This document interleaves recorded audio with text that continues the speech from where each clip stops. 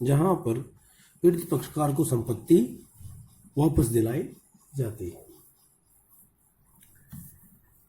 ये है हमारे न्यायिक उपचार। इसके पश्चात है न्यायिकेतर, एक्स्ट्रा जुडिशियल।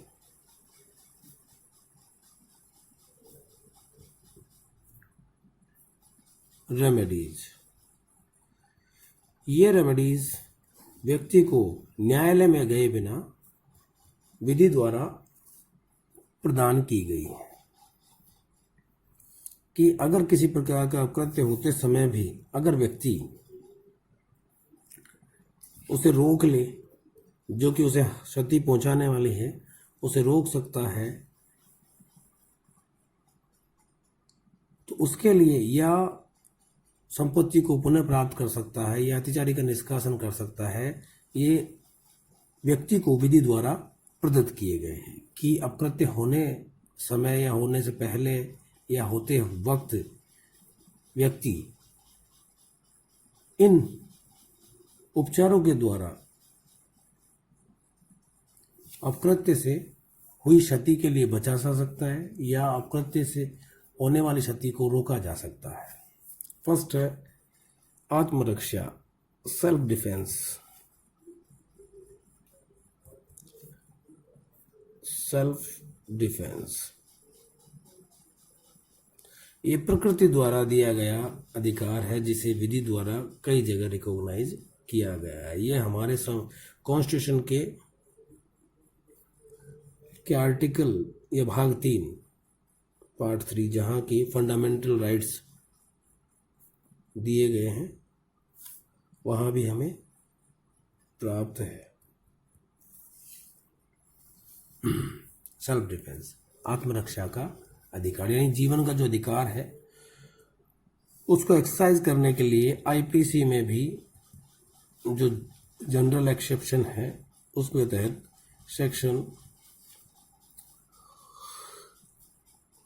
96 to 106 के तहत सेल्फ डिफेंस का राइट दिया गया। ये अपराध के विरुद्ध है, बट क्योंकि tort is a civil law, तो सिविल लॉ में भी आत्मरक्षा यानी स्वयं की रक्षा और संपत्ति की रक्षा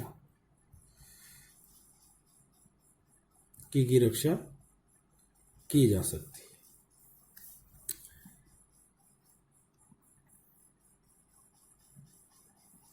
तो अगर किसी व्यक्ति की संपत्ति को कोई व्यक्ति यानी अपकृत्यकर्ता नुकसान पहुंचा रहा है तो वह व्यक्ति आत्मरक्षा के तहत खुद की और संपत्ति की रक्षा कर सकता है।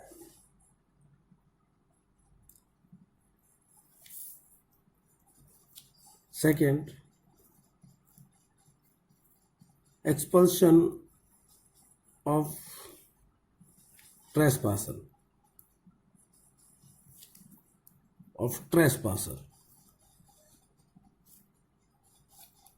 ट्रेसपासर यानी अतिचारी।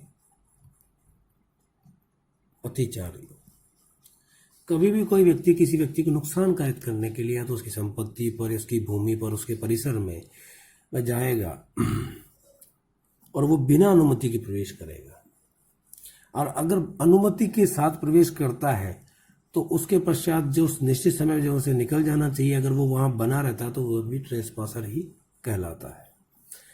आईपीसी के सेक्शन 441 में ट्रेसपासर को डिफाइन किया गया है। उसके पश्चात 10 सेक्शंस तक ट्रेसपासिंग ही बताई गई है, जिसमें गृह भेदन भी है, हाउस ब्रेक भी है। तो यहाँ टोर्ट में भी ट्रेसपासर को यानी कोई व्यक्ति जो आपकी संपत्ति पर बिना अनुमति के प्रवेश कर गया है या आपकी संपत्ति को नुकसान पहुंचाना चाह रहा है, उस व्यक्ति को आप इमीडिएटली बाहर कर सकते हैं, यानी अपने बल प्रयोग करके आप उसे बाहर कर सकते हैं। यहाँ भी हमें बल प्रयोग करना है, लेकिन वो एक निश्चित मात्रा तक होना चाहिए सेल्फ डिफेंस में भी, और यहाँ भी एक निश्चित मात्रा तक ही बल प्रयोग होना चाहिए ताकि जिससे अत्याचारी का निष्कासन किया जा सके। उससे अधिक बल प्रयोग की अनुमति नहीं है। थर्ड है रिसेप्शन ऑफ गुड्स,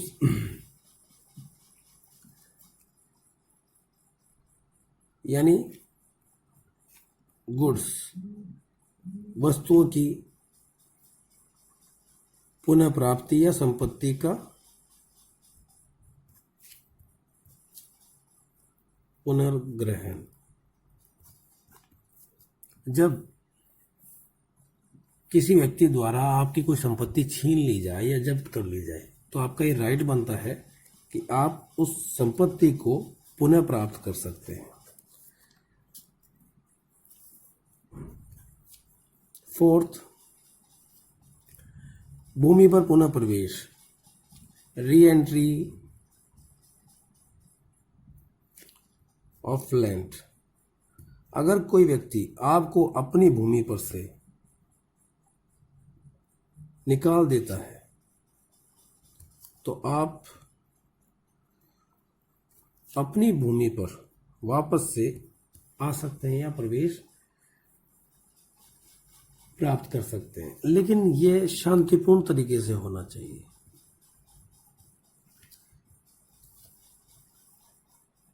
और उसमें बल प्रयोग निश्चित मात्रा तक होना चाहिए जिससे कि किसी को नुकसानकारित न हो। नेक्स्ट है अबेटमेंट ऑफ न्यूसेंस।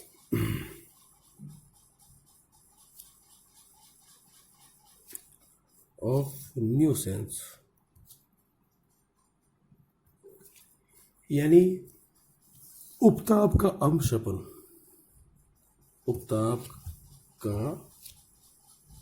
उपशमन।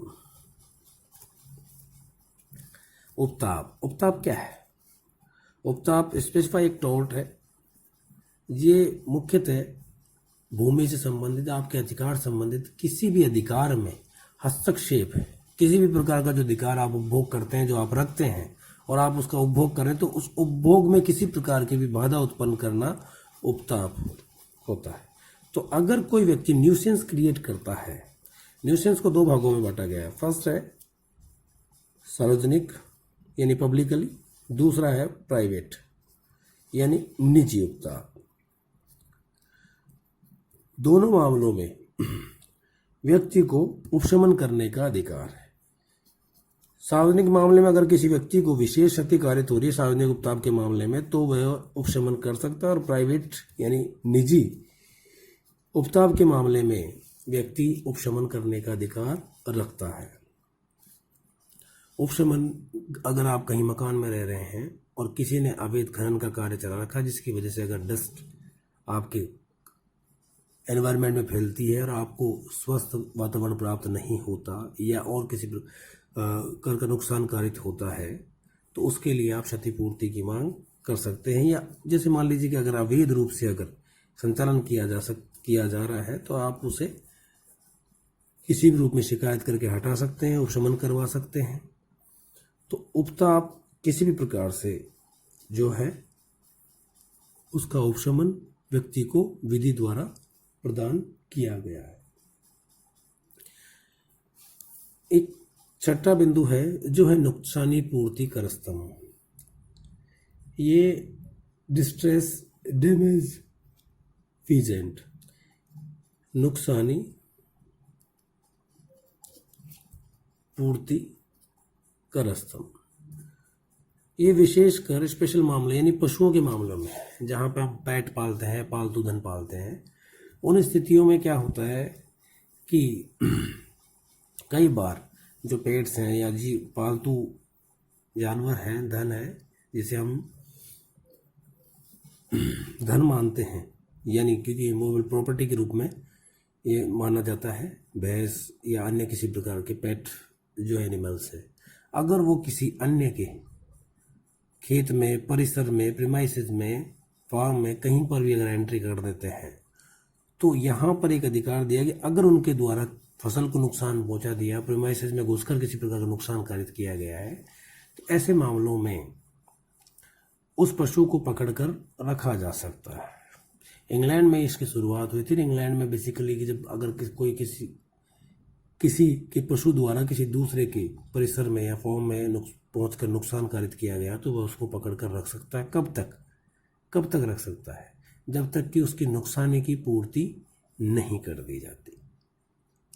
इंग्लैंड में एक एनिमल एक्ट 1971 की धारा 7 के तहत इस तरह के प्रोविज़न किए गए थे। भारत के संदर्भ में पशु अत्याचार अधिनियम कैटल ट्रेसपास एक्ट 1871 के तहत इस बारे में प्रोविज़न किया गया है। तो ये 6 प्रकार के आपके